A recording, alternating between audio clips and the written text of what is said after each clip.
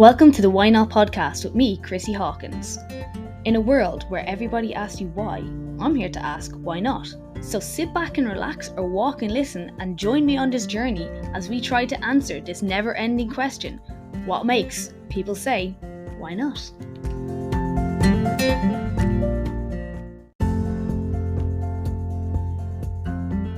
Hey guys, welcome back to Why Not. So today I have a guest who is a dietitian and she works with horse riders.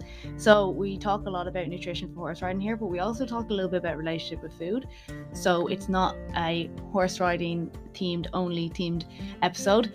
I do want to say as well, I did have a bit of an issue with the internet, so there might be a few parts that are a bit jumpy. We lost connection twice. Andrea, who was my guest, is all the way in Australia, so I'm glad we still managed to get a good interview done, and the internet didn't completely bomb out before I could finish off the interview. And yeah, I hope you guys enjoyed this one. I found this really interesting, and Andrea's views and stuff like that and working with riders sounds so cool. Okay, hi guys, welcome back to Why Not. So I have a guest for you today. Now this might be a bit more for the equestrian audience, but I think everyone can always learn. So you don't necessarily have to be a horse rider if you're into this. But I have Andrea from Riding Nutrition. She is a dietitian and she kind of specializes in nutrition for equestrians. So you've probably heard me giving out about horse riders not eating properly. Well, this is what she does. So welcome to the podcast, Andrea. How are you? I'm good. Thank you so much for having me, Chrissy. I'm really excited to chat with you today. I'm so excited to talk to you as well, because I was just saying before we came on, I don't think there's anyone in Ireland, or there might be in the UK, doing anything like this. So for anyone who couldn't tell the accent, Andrea's over in Australia. So we had some good planning to get here with the time zones. Yeah, it's always fun trying to work out time zones in our global world. Oh yeah, I seriously was still convinced I had it wrong when I was about to log on. I was like, is this the right time? Do you want to tell everyone a bit about yourself? Yeah, so sorry, I am, as you said, Andrea. I'm based in Australia, in Queensland, so one of the really nice, sunny, warm parts of Australia. I have been riding since I was about 9 years old, and I won't say how old I am now, but I've been riding for a while. And I guess when it kind of came time to make decisions about careers, my parents very strongly steered me away from kind of moving into any kind of professional riding. And I kind of fell into becoming a dietitian, which I think was really fortunate because I have found a career now that I absolutely love.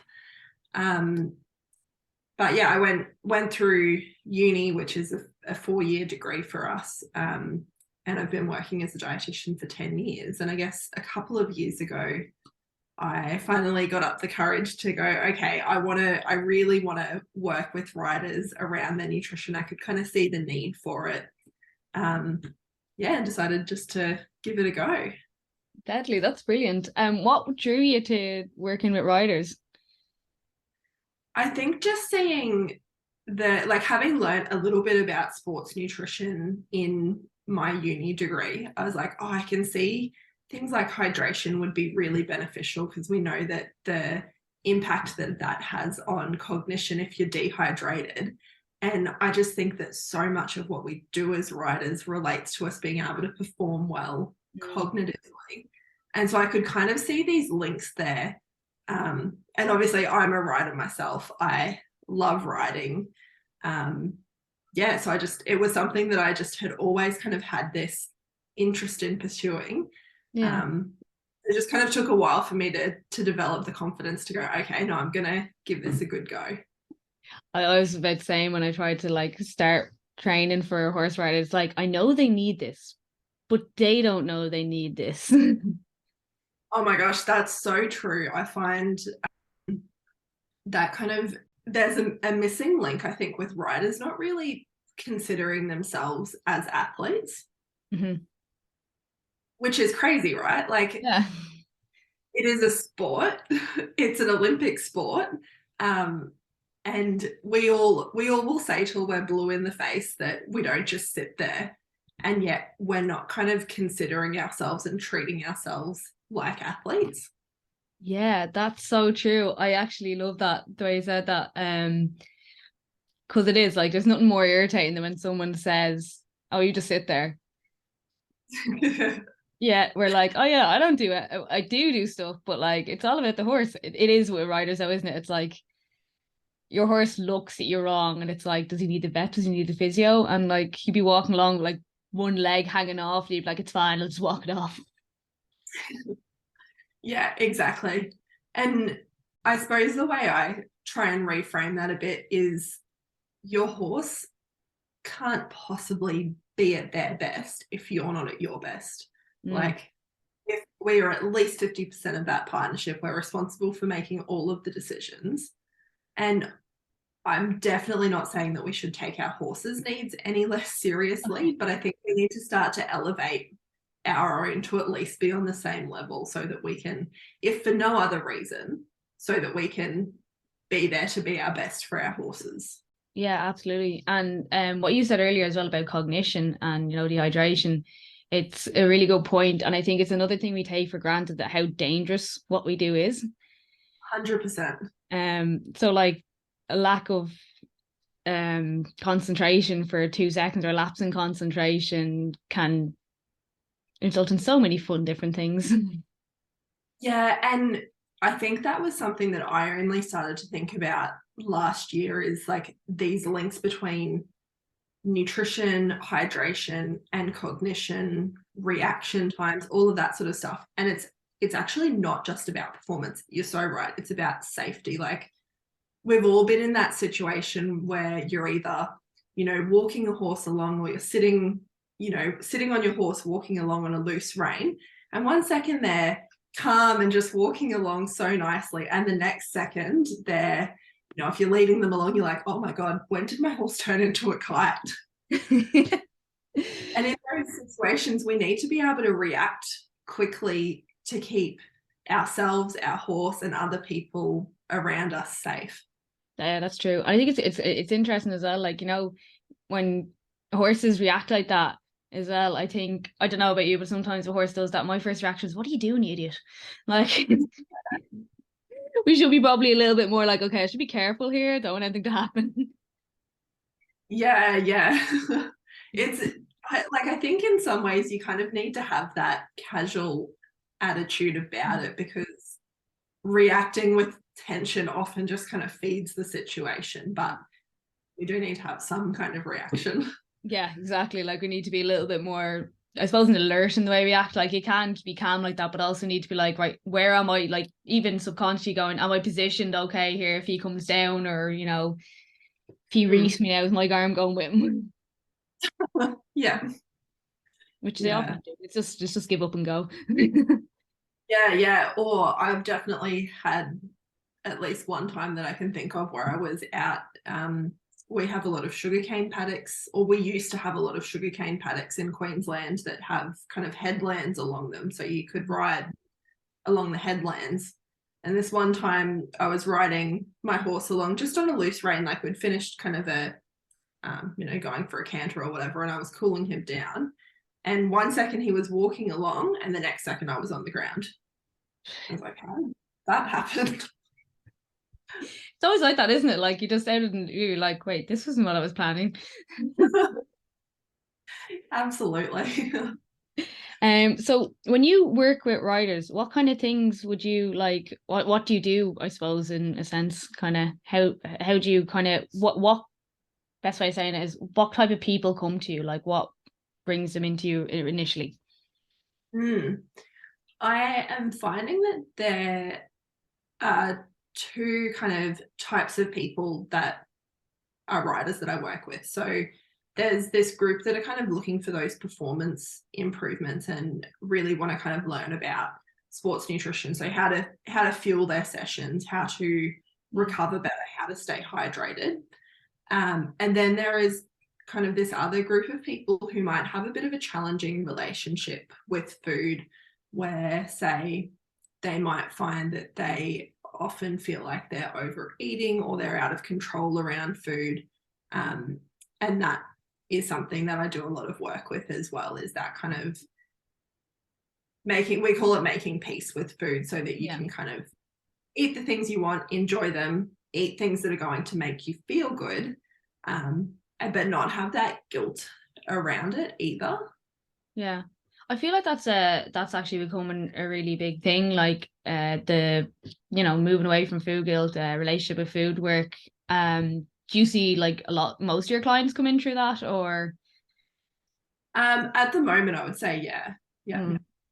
And I suppose so I still work in another job in the kind of public health service, and so yeah, I do a lot of that other type of work as well with just kind of improving the relationship with food, because we're kind of in this culture that teaches us that food is bad and that there are certain types of foods that we shouldn't have just because they're high in sugar or high in fat. And that's absolutely not true. We can be healthy, we can perform well and eat a wide variety of different foods. Yeah, I see that a lot in the gym as well. Like people almost like apologizing and saying, "Oh, it was really bad," and I'm like, "Why? Why was it bad?" Like, because I try to like, I'm not obviously trained that, but I kind of try to make them think about it. Sometimes when they say it, I'm like, "But why is it bad? Like, is it?" 100%. And I love that you do that, because I think that the language that we use around food, and I'm sure you would see this with exercise as well, that language has such a big impact on the way that we think about those things and the way that we feel about them. And so one of my favorite sayings is, the only foods that are bad are foods that you like if you killed someone to get them, or if they're actually off, if they're undercooked, or if you're allergic to them. Yeah, those are the only bad foods. Yeah, that's fair. Also, I get people complaining about exercises they don't like, but I just tell them, like, you don't have to like it. The riders who are coming to you, are they kind of like, would they be professional level, or would they be even just amateur levels who really want to improve, say they're competing and stuff like that? Yeah, most of the riders I have at the moment are amateurs. Mm-hmm. Yeah, and I think there's like, I can kind of see the needs in both groups of riders for taking a bit more consideration around nutrition and also just improving that relationship with food. But at the moment, most of my riders are amateurs. And are there any specific disciplines, or do they kind of range across all of them? At the moment, mostly dressage and endurance. Yeah. Again, there wouldn't be any discipline that I would say, no, you don't need to worry about nutrition. Oh no, absolutely, I agree. Interest, like I was thinking there, like endurance, like how that will be so important.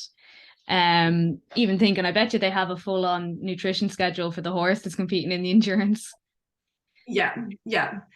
I mean, sometimes in their big events, they're on their horse for over 12 hours. That sounds insane. I don't know how they do it, but yeah, it's cool, and that's where we can start to do some really cool things with nutrition in terms of helping them to stay fueled throughout that and hydrated throughout that ride. Yeah, they like, obviously I imagine if they're on for 12 hours, they'd have like packs with them with stuff like food or water they can carry with them, would they, or are they? Definitely. And they do also have, so it gets broken down into legs, and I'm not an expert on endurance by any stretch of the imagination, but it gets broken down into legs, and so they'll have regular stops where they get off the horse to have them vetted to make sure that they're still safe to keep going. Mm-hmm. And they have a bit of a break so that the horse can have a drink and have something to eat. Yeah, that's one sport actually I don't know. The endurance I wouldn't know a lot of, because it's not really I think there's the odd endurance rider here, but it's very, very like, it wouldn't be big here. But I always like also like interested in hearing about it. Yeah, I actually would love to give it a go one day. Yeah, it would be really cool. I think I may not want to ever ride again after, but Oh, exactly. And I definitely wouldn't do so they're 160 Ks, those big rides, like they're national championships. But maybe like a smaller 20K ride, I would be keen to give that a go. Yeah, that'll be okay. That's all right. That sounds doable. And then the dressage riders, what kind of things do they need to work on a bit more? Would you find? So it kind of depends again on how many horses people are riding, how long they're riding for. Because I think there's kind of this perception that as riders, we don't really need that much energy. But if you're like, even if you're just doing one ride on one horse, like that's actually quite energy demanding, especially when you start to consider all of the other stuff that we do around that. So, you know, catching our horse, mucking out stables, just all of the stuff that's involved in riding takes a lot of energy. And so kind of considering that base nutrition, but then also making sure sessions are being fueled well. Yeah. Yeah, and I guess in those shorter rides, hydration, like it's still something we want to consider. But if we're just doing one ride on one horse, then it's, you know, we can just drink to thirst.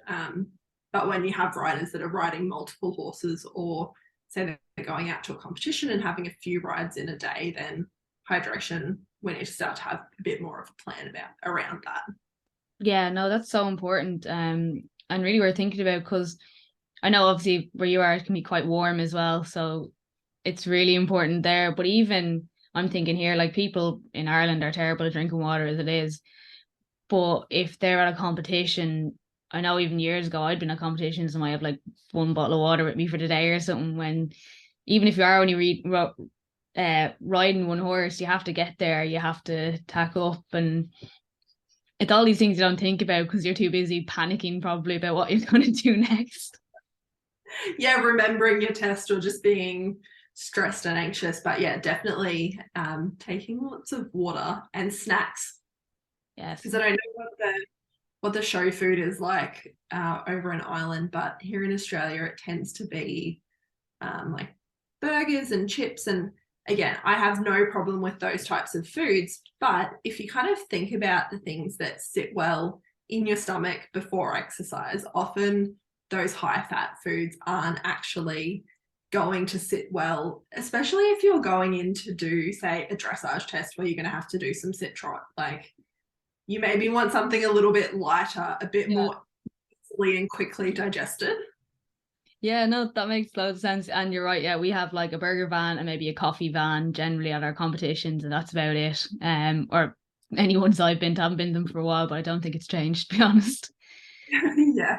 But I would have been when I did like low level competing, like I would have been more kind of doing a bit of show jumping and eventing as well. And even if you're not doing a dressage test, you're just have a burger like sitting in your stomach because you're trying to go cross country, like.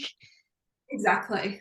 And look, everyone's really different in terms of what they can tolerate before exercise. And this is probably something that you would see even working with people in the gym. Like, I've got a friend who, if she has anything more than like a juice before she goes and exercises, she will 10 times out of 10 vomit.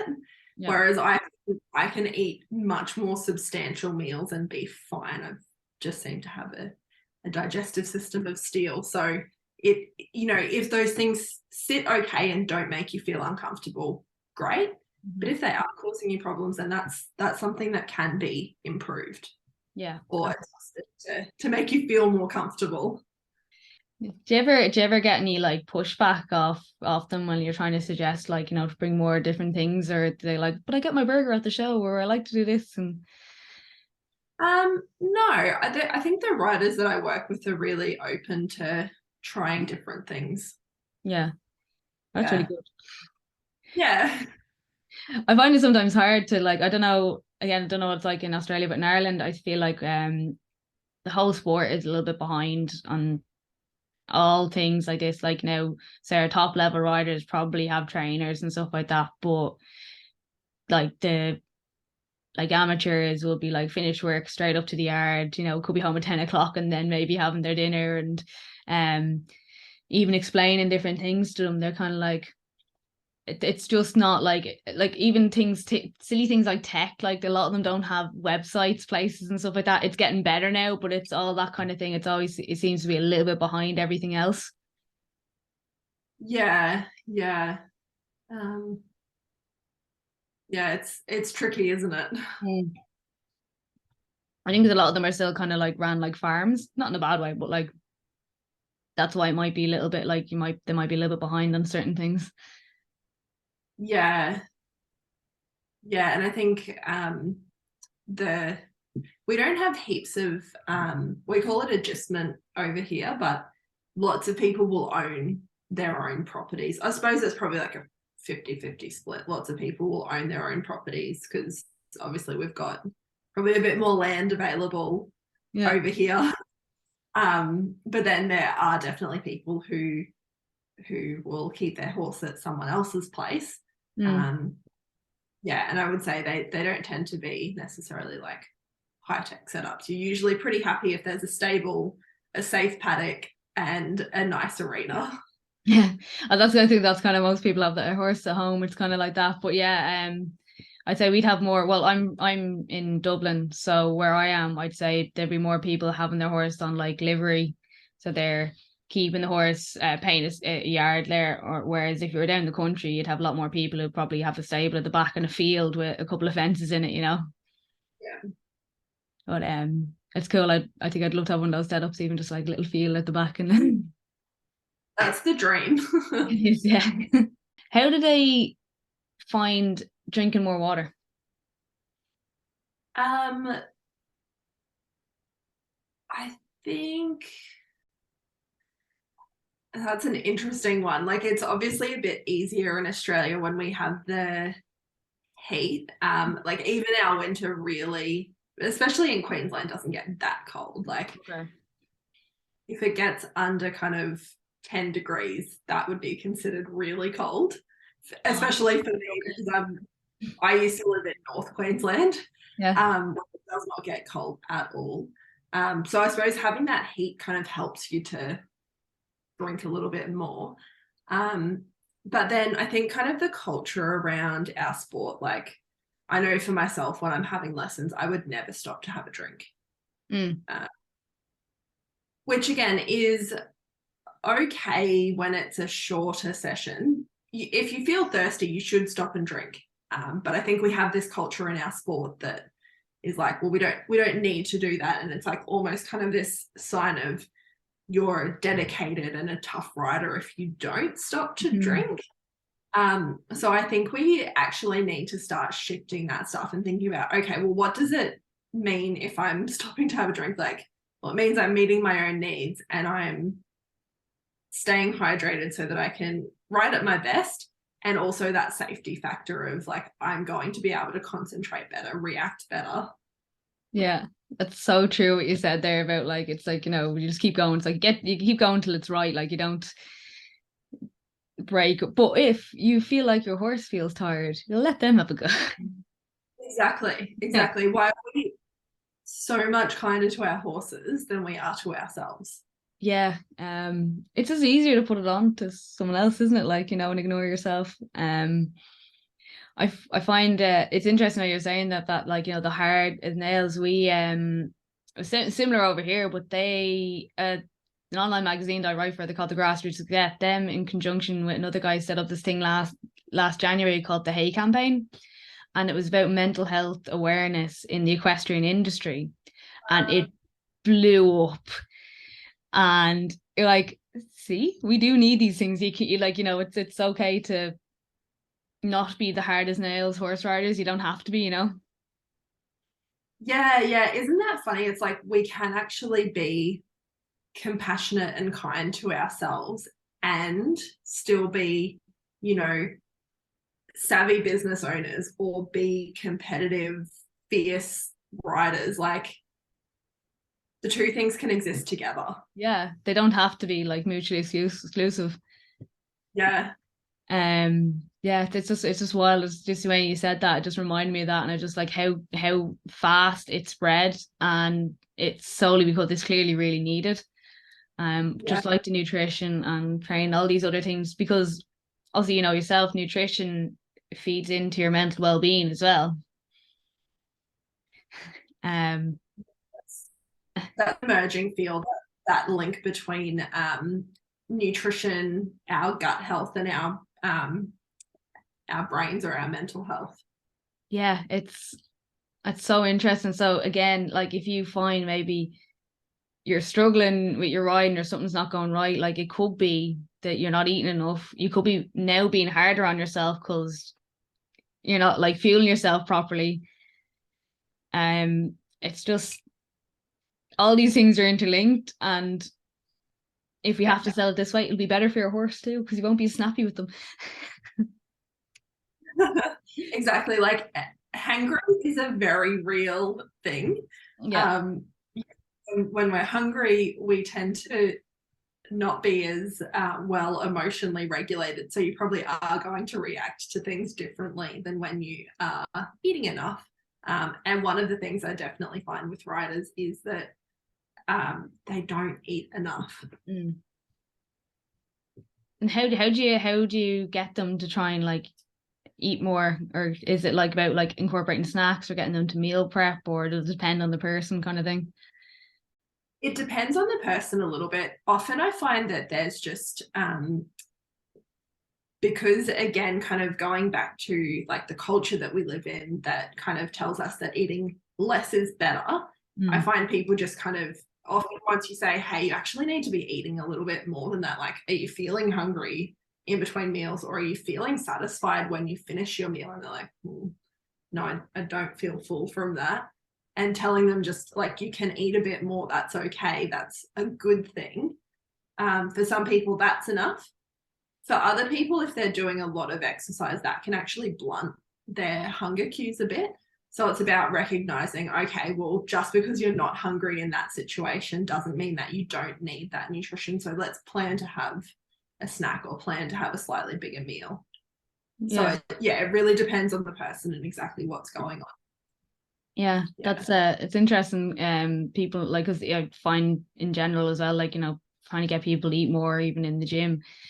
Like I say, not even like horse riders, like sometimes I say to people in the gym, it's like, you saw how much I ate, like you wouldn't believe me, you know, that kind of way. Because I eat a lot, like and I'm like, if you could eat, you know, you just, it's okay. Yeah. How long do you find like it takes them to kind of see the benefits? I think when people aren't eating enough and we can get more, they usually notice changes in their energy levels pretty quickly. I guess when on that relationship with food piece, that can take a bit longer. And it really depends on the individual person again. Sorry, that's a really vague and boring answer, but so much of this stuff, it really depends on exactly where someone's at and what's going on for them as to hopefully that progress happens. Yeah, no, I do. I know it is kind of like asking how long's a piece of string when you ask these kind of questions. It's just kind of interesting to see, like, you know, obviously getting processed in when you're working on your nutrition, no matter what way you're coming from, it's not going to happen off overnight. It's like you have to learn the habits of like having your food ready and stuff like that, or even having snacks and stuff like that. So do you ever find like you'd be talking to a client and they'd be like, and talking about it, and you almost have to point it out to them? Yeah, that's definitely true. And I think that maybe comes back to a little bit how hard we can be on ourselves, and we don't necessarily notice that progress until it is kind of highlighted. And sometimes just, you know, it's like the same sort of thing as writing, like when you're in the middle of it, you don't actually see how far you've come until you can kind of take a step back and zoom out and be like, oh, this used to be hard, but it's actually really easy now. Yeah. Do you find horse riders are harder on themselves than, or they kind of be the same as everyday people? I think people generally are pretty good at being hard on themselves. Yeah, I don't just think of like, especially with dressage riders, like, you know, I competition where you pay people to judge you. Yeah. Yeah. It's like people think, you know, the Or events especially, stuff are the crazy ones. It's the dressage riders. yeah, just doing this thing where you get judged for how beautifully you can do it. Yeah. I'm being paid to tell them bad at it. even I find that though is such an interesting interesting way of looking at it. Like I prefer to think of that judging as being like feedback on how your training's going, rather than like someone coming in and telling you, well, you're doing this wrong and this wrong and this wrong and this could be better and this was okay. That's a really good way of looking at it. Dressage, I was never very good at it. There's a couple of reasons. I don't really have the patience for it. My horse doesn't have the patience for it. And just learn the test is to do my head in. But like throw me in front of fences, I'll panic the whole way around. But if I just point and kick, it's generally okay. Yeah, see, I'm pretty much the exact opposite of that. So when I was younger, I used to do a bit of everything. So I'd say over here, probably the Olympic disciplines tend to be the biggest, but then we also have a sport called polo cross, which is similar to polo, except instead of having a mallet, you've got this stick with a net on it. Okay. So it's kind of maybe a bit more like cross on horseback. So I used to sometimes kind of do that when I went to pony club camp, and I tried a little bit of camp drafting and all of that sort of stuff. But I was never brave enough to really get into show jumping or eventing properly. And the horse that I had that I probably jumped the most on also was a bit of a scaredy cat. So he's the only horse that I've ever had this happen on, but we went into the water jump and then he kind of ran out on the way out of the water. So I got a refusal in the second part of the water complex. That's brilliant. So we're in the water and then he just, instead of just jumping straight out. That's so funny. I love that he just went, nope. Like, what would be maybe your top advice for somebody who wants to look into nutrition a little bit? Like, I would say, oh, that's such a hard one.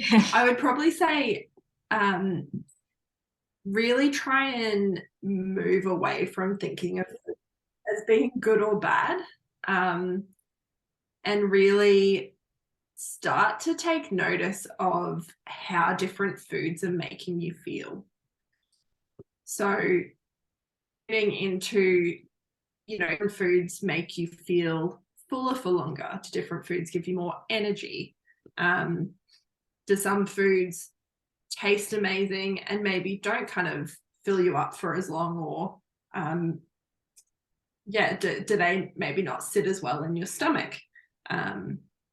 And that's then not to say that, say if something like, you know, a croissant doesn't fill you up, it's not to say that you can't have it, but it's about thinking about, okay, is this a snack or is it a meal, or do you need to add something else in with that if you're going to have it as a meal?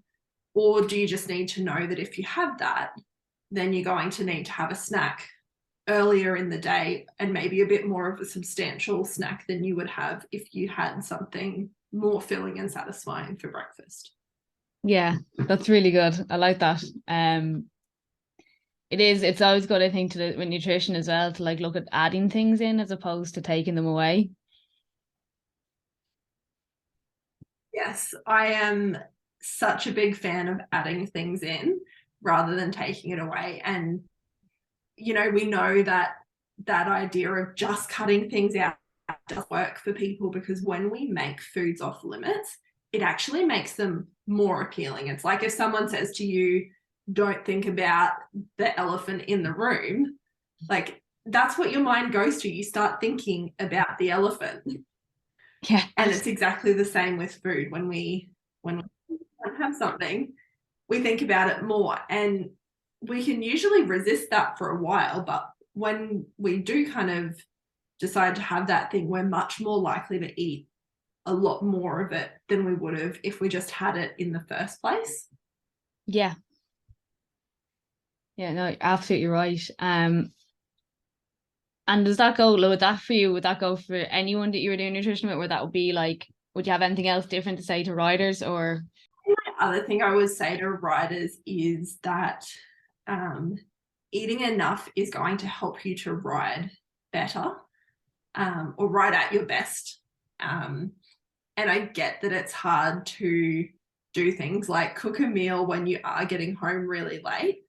But cooking a meal that's satisfying and has the things that your body needs in it doesn't have to take hours and hours. There are lots of different options that are really quick and simple to throw together. Like, I don't know if baked beans are a thing in Ireland. oh, they are, yeah. So something as simple as baked beans on toast with cheese, like that's actually a great meal, and it doesn't take ages. Like you can just zap the beans in the microwave, chuck the toast in the toaster, and you can have a meal really quickly. Yeah, do you know what? I actually love beans on toast, but I bet you, saying about not like labeling things good and bad, like people will probably look at that and go, that's not a good meal, not realizing the actual nutritional content of it. Yeah. And so even sometimes I feel like my role is just kind of showing people that those sorts of things are nutritious and going to be as filling as a steak and veg pasta, but if it's the option between or nothing or that and just eating chocolate for dinner, then that's a really great option. Yeah. And again, not to say that eating chocolate for dinner is a bad thing, but it's probably not going to be the make you feel energetic and help your recovery. Make the best option every day. Yeah, exactly. Yeah. But if it's your birthday, it'll be great, isn't it?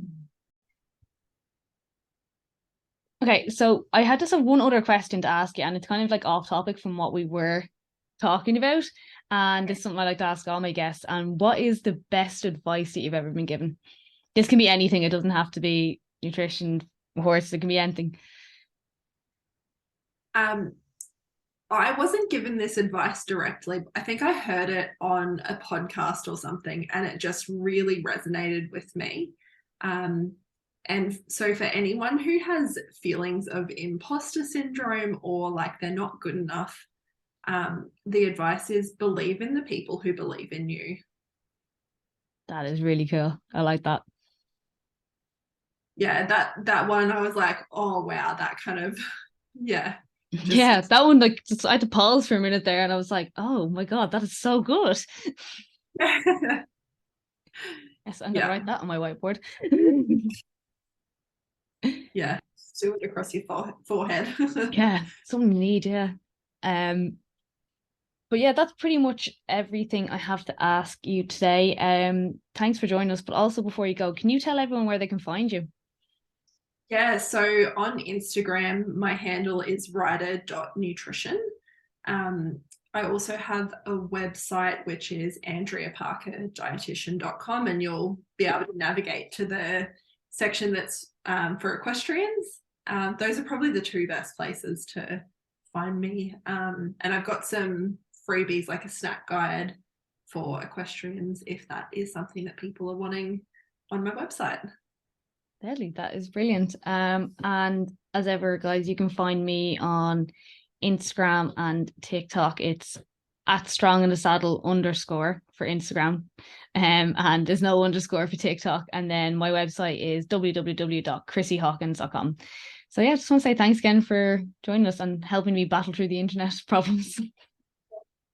No, it's been awesome talking to you, Chrissy. I really do appreciate everybody who listens to this podcast. So if you please could help me with the algorithm and leave a review on Apple Podcasts or Spotify. And even, if you want to reach out and suggest topics for me, I'd be delighted to hear from you. Drop me a DM on Instagram or TikTok, and thanks again for listening.